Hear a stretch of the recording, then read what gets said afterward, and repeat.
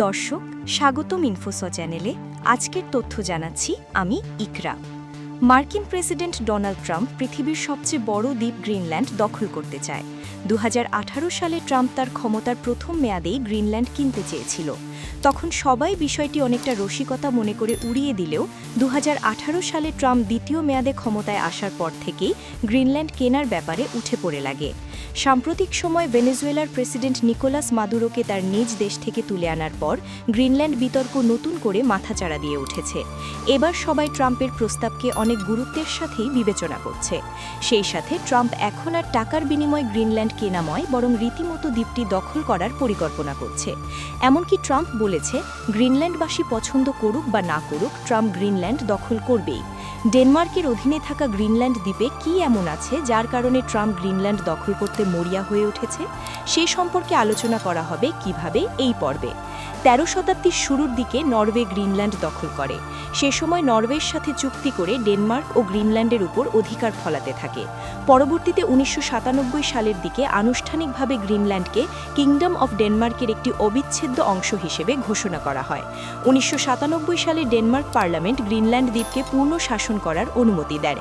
তবে 2004 সালের এক গণভোটে গ্রিনল্যান্ড স্বাধীনতা আদায়ের আন্দোলনে জয়ী হয় এবং 2006 সালে গ্রিনল্যান্ডবাসীরা নিজেদের সরকার গঠন করে।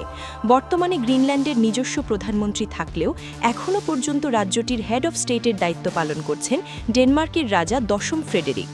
মার্কিন প্রেসিডেন্ট ডোনাল্ড ট্রাম্প প্রথমবার যুক্তরাষ্ট্রের প্রেসিডেন্ট হওয়ার পর 2019 সালে গ্রিনল্যান্ড দ্বীপটি কেনার আগ্রহ পোষণ করে ব্যাপক আলোড়ন সৃষ্টি করেছিল।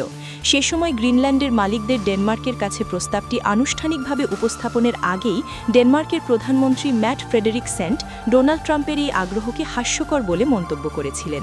তখন থেকেই গ্রিনল্যান্ডের পররাষ্ট্র মন্ত্রণালয় বলে আসছে, দ্বীপটি ব্যবসা করার জন্য উন্মুক্ত, তবে বিক্রির জন্য নয়।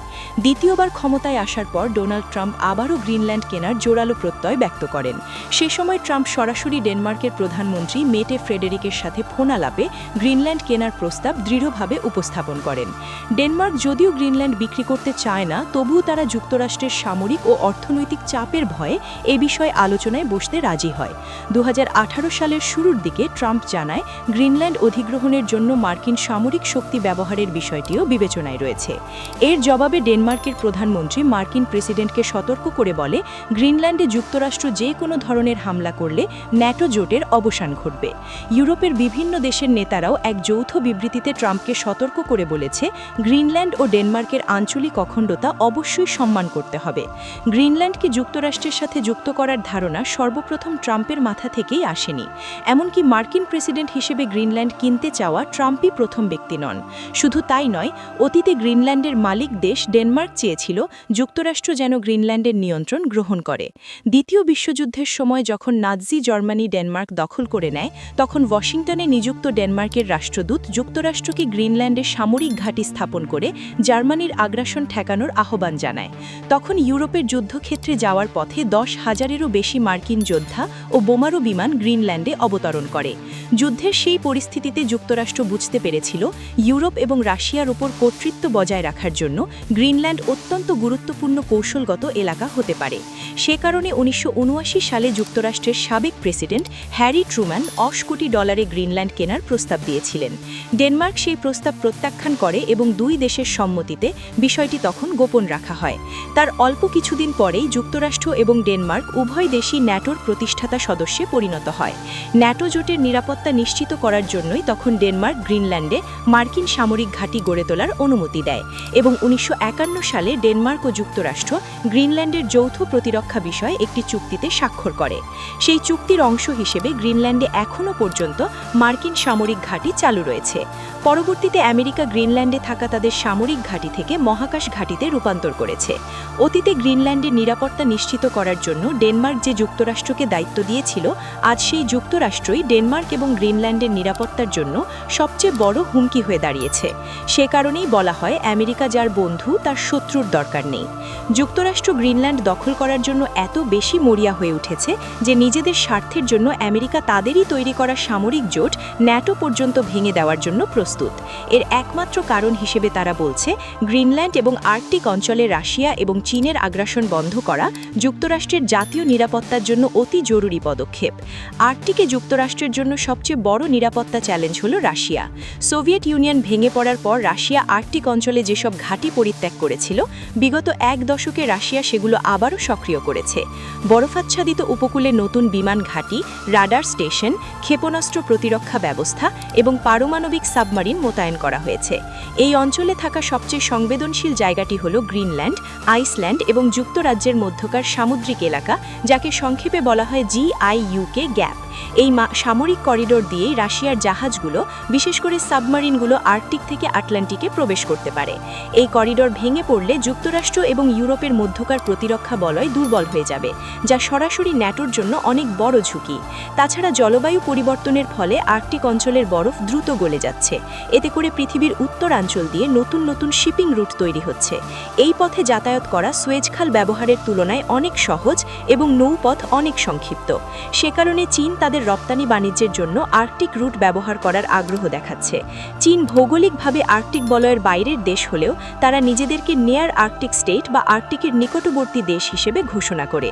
এই নৌপথগুলো যদি রাশিয়া বা চীনের নিয়ন্ত্রণে চলে যায়, তাহলে বিশ্ব বাণিজ্যের এক নতুন চোক পয়েন্ট তৈরি হবে, যেখানে যুক্তরাষ্ট্রের প্রভাব অনেকটাই সীমিত হয়ে পড়বে।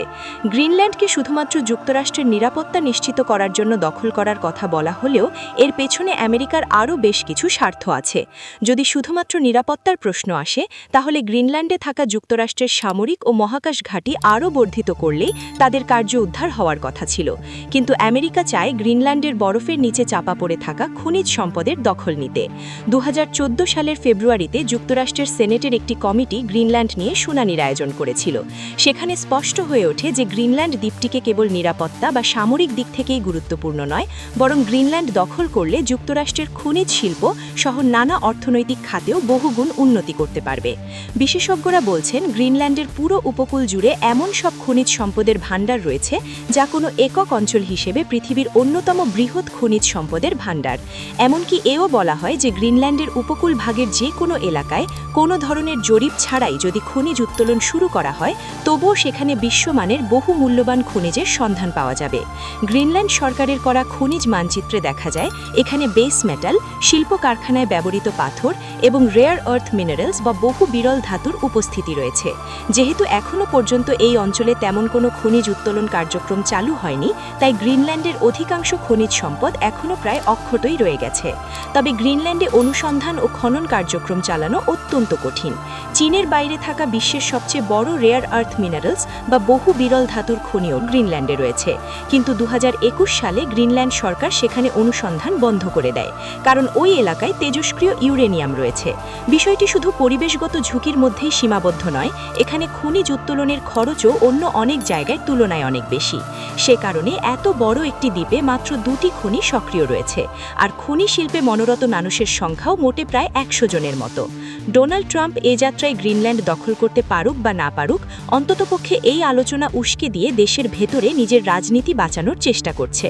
কারণ মাত্র কয়েকদিন আগেই যুক্তরাষ্ট্রের কুখ্যাত যৌন নিপীড়ন মামলা এপস্টেইন ফাইলসে তার নাম উঠে এসেছে 100 বারেরও বেশি। আর এমন তথ্যবহুল ভিডিও পেতে আমাদের চ্যানেল ইনফোসফ সাবস্ক্রাইব, লাইক এবং কমেন্ট করতে ভুলবেন না। আল্লাহ হাফেজ।